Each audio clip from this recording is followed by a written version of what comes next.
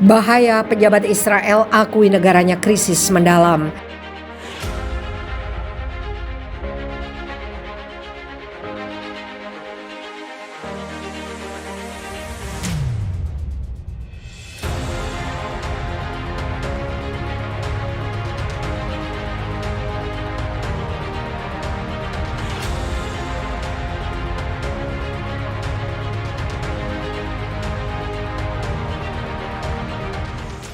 Tanda-tanda kehancuran Israel rupanya telah tiba. Bagaimana tidak, orang dalam rezim Zionis mengakuinya. Negara kamu sejujurnya tengah mengalami krisis. Kami butuh bantuan secara ekonomi dan juga senjata karena kami tengah dalam kesusahan. Kami tengah diincar Iran dan pasukan Hizbullah.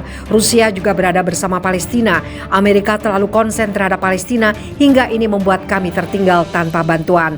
Tidak lama lagi kita akan segera kalah dalam melawan pasukan Palestina. Ini sudah nampak, para tentara kami telah menyerah dan pertahanan militer kami mulai melemah.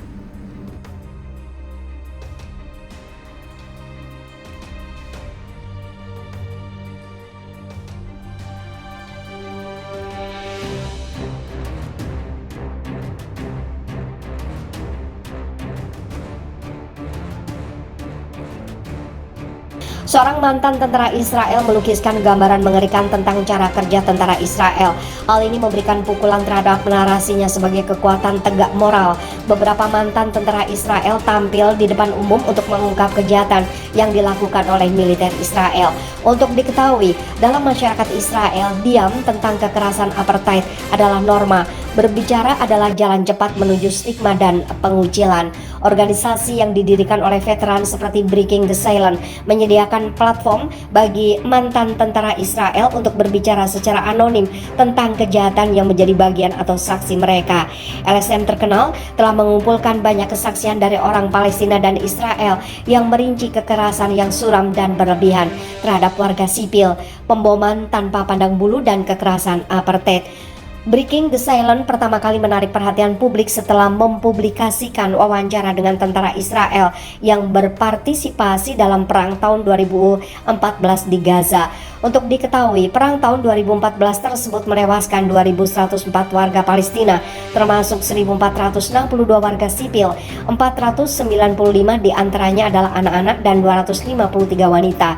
Satu kesaksian yang diberikan oleh seorang letnan infanteri Israel yang berpartisipasi dalam invasi ke Gaza Utara pada tahun 2014 menggambarkan taktik artileri menahan ketegangan. Dia menggambarkan sebagai mempertahankan pemboman konstan untuk membuat orang Palestina tidak yakin kapan kemajuan Israel akan terjadi. Mencatat eufemisme dalam kekuatan pertahanan Israel, target yang melunak. Apa artinya ini dalam prakteknya adalah bahwa peluru ditembakkan sepanjang waktu. Bahkan jika kita tidak benar-benar akan masuk sel struktur yang mencurigakan, area terbuka, lapangan tempat di mana lubang terowongan bisa berada. Fair. Ungkapnya seperti dilansir dari TRT World. Dia menyaksikan pelunakan target selama 5 hari. Selanjutnya ia menggambarkan ketidaksabaran di tingkat komando tertinggi yang mengarah pada aturan pelonggaran yang memungkinkan penggunaan mortir yang tidak tepat dan kerusakan yang wajar terhadap warga sipil atau lingkungan mereka. Dalam wawancara baru-baru ini dengan Anadolu Agency, Yonatan Sapira, mantan pilot Angkatan Udara Israel yang diberhentikan pada tahun 2003, menyebut pemerintah dan kepemimpinan militer Israel sebagai penjahat perang. Saya menyadari selama intifada kedua, apa yang dilakukan Angkatan Udara Israel dan militer Israel adalah kejahatan perang, meneror jutaan penduduk Palestina, dan ketika saya menyadari itu, saya memutuskan untuk tidak pergi begitu saja, tetapi juga mengorganisir pilot lain yang secara terbuka akan menolak untuk mengambil alih bagian dalam kejahatan itu. Dalam kesaksian lain yang bocor dari Breaking the Silence, seorang sersan 1 yang terikat pada kop lapis baja selama invasi Israel ke Gaza menceritakan bagaimana pengemudi tank akan menabrak mobil karena mereka tidak bisa menembak. Dia tidak punya senjata, dia tidak bisa merasakan kesenangan secara keseluruhan. Dia hanya mengemudi ke depan, ke belakang, ke kanan, ke kiri. Mereka memiliki dorongan gila untuk melindas mobil. Dia menggambarkan satu insiden di mana seorang pengemudi tank menabrak sebuah mobil dan dikecewakan oleh betapa anti klimaksnya pengalaman itu. Pengemudi keluar dan memeriksa hanya untuk menemukan bahwa dia telah menabrak setengah mobil, kemudian mencuri kacamata hitam dari bangkai kapal. Dalam satu insiden yang dilaporkan oleh Mayor Israel sejauh tahun 2002, mantan tentara menggambarkan seorang teknisi pembersih bom yang ditugaskan untuk melucuti bom pipa yang meminta izin untuk menggunakan anak-anak sebagai tameng manusia. Teknisi penjinak bom berkata kepadanya, "Oke, lihat ke dalam rumah-rumah sini, temukan beberapa anak, panggil mereka untuk datang, mengumpulkan semua bom pipa, taruh semuanya di tumpukan, kami akan meledakkannya, dan pergilah." Setelah ditolak, teknisi itu menyindir, "Mengapa Anda datang ke sini kepada saya hari ini? Selama 3 minggu sekarang itulah yang kami lakukan. Semua orang setuju untuk melakukannya. Mengapa kamu tiba-tiba keras kepala?"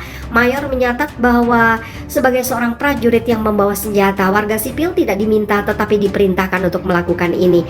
Kesaksian lain yang diberikan oleh seorang kapten yang berpartisipasi dalam serangan tahun 2014 di Gaza menggambarkan sebuah insiden di mana seorang Palestina terlihat di sebuah rumah dari kejauhan. Setelah memastikan bahwa tidak ada pasukan Israel di daerah itu, mereka menyerang tanpa memastikan apakah itu tempat tinggal sipil dan tanpa ditembaki. "Penembak jitu kami menembak, 2 menit kemudian kami mengarahkan komandan batalion ke dalam tank.